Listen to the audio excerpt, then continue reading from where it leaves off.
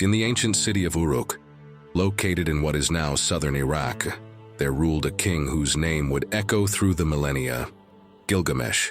His story, immortalized in the Epic of Gilgamesh, is not only one of adventure and heroism, but also a profound exploration of human nature, friendship, and the quest for immortality. Gilgamesh, according to legend, was 2/3 divine and 1/3 human, the son of the goddess Ninsun and the mortal king Lugalbanda. This unique lineage endowed him with extraordinary strength, courage, and a semi-divine status that set him apart from ordinary mortals. As a young man, Gilgamesh's remarkable abilities and ambitious nature quickly became evident, earning him a reputation as an unparalleled warrior and a brilliant leader.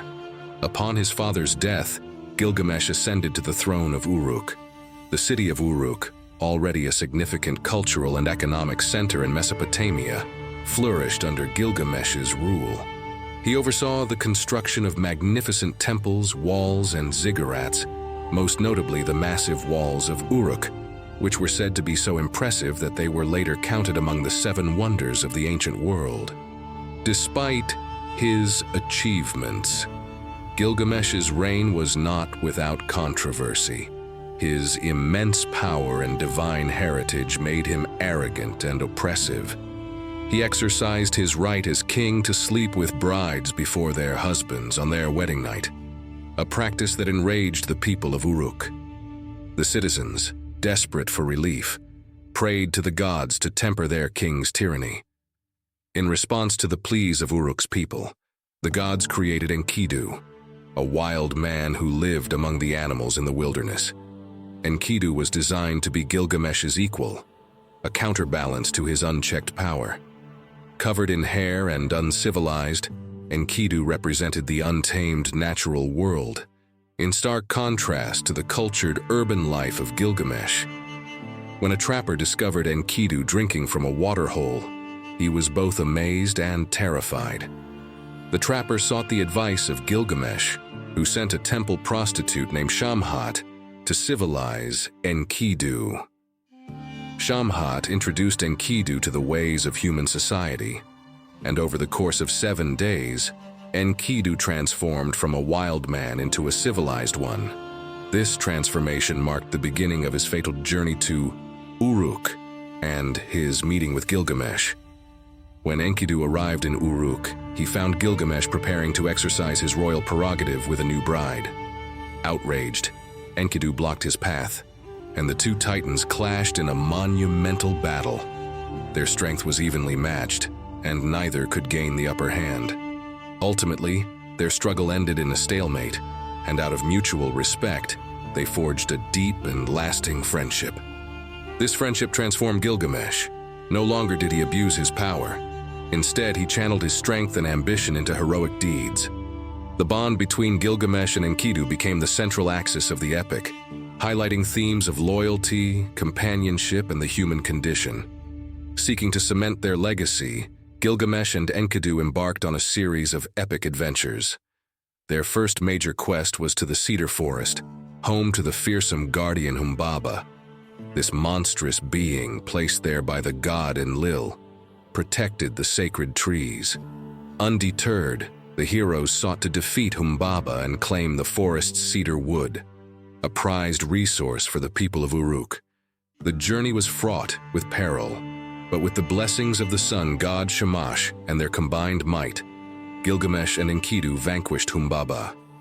They cut down the cedars and returned to Uruk in triumph, their fame spreading far and wide.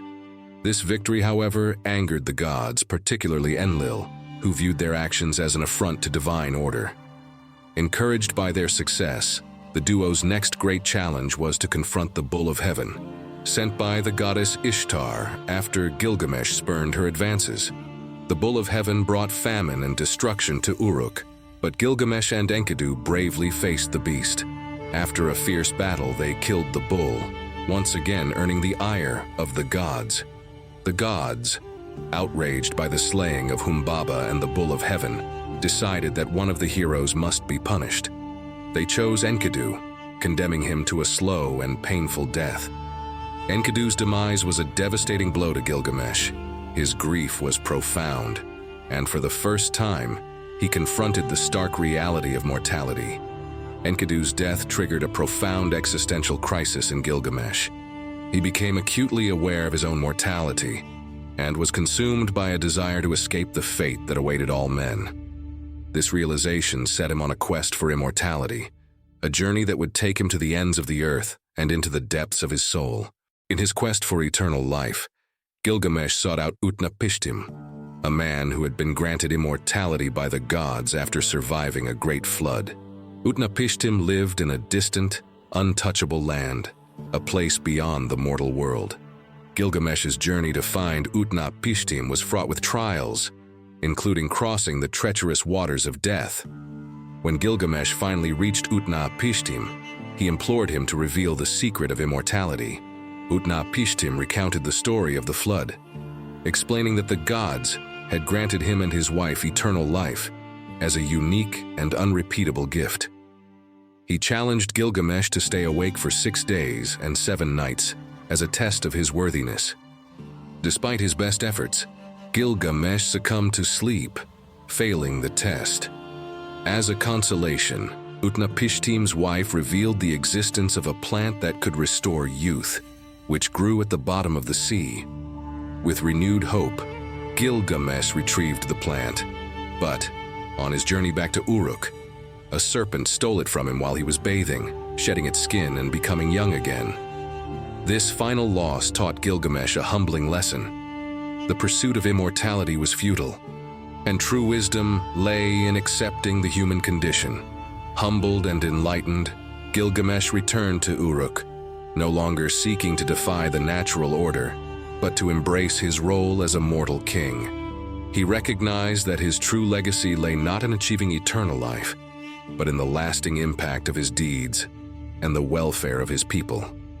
Gilgamesh dedicated himself to ruling wisely, fostering prosperity, and upholding justice in Uruk.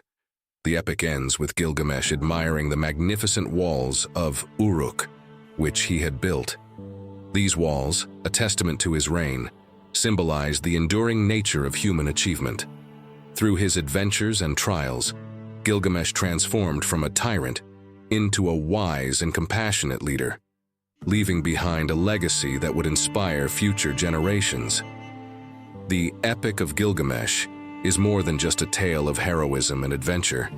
It is a profound exploration of human nature, friendship, and the search for meaning in the face of mortality. Gilgamesh's journey from a proud and oppressive ruler to a wise and humble king mirrors the universal human experience of growth, loss, and self-discovery.